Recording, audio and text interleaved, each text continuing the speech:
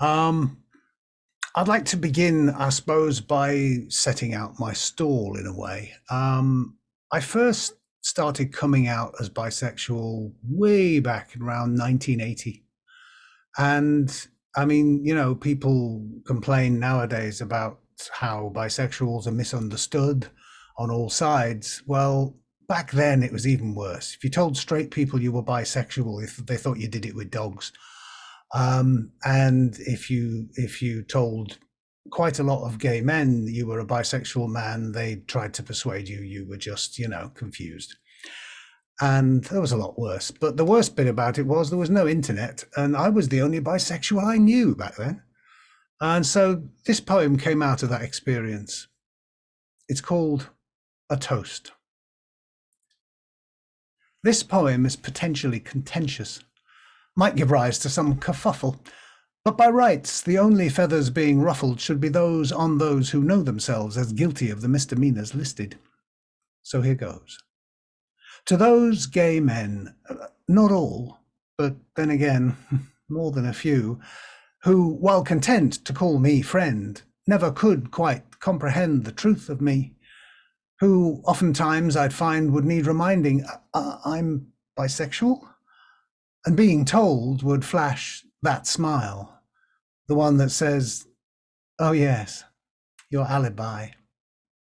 And who, as caring, empathetic men, would then, again and yet again, find time to tell me who I am.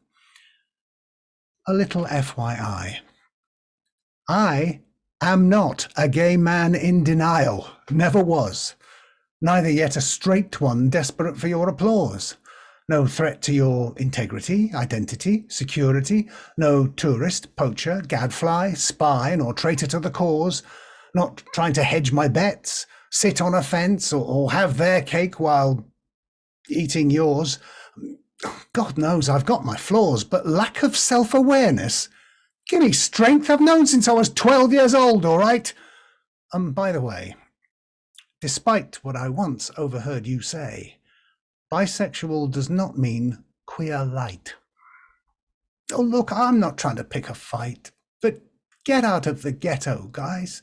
Stretch your perceptions. Try to understand that my being visible as bi does not dilute your brand. Who else?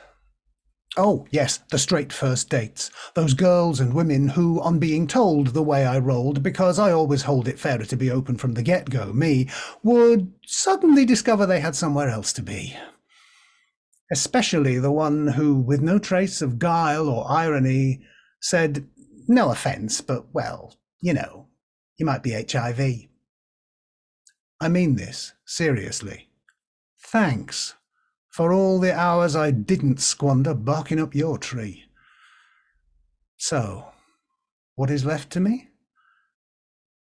The fond remembered few, that treasured, precious handful who, free from preconceptions and regardless of convention, inclination, or biology, took me at my word as me, and in good faith made love the lovely fact of life it ought to be. Cheers, my dears. Good health. This one's for you. Thank you.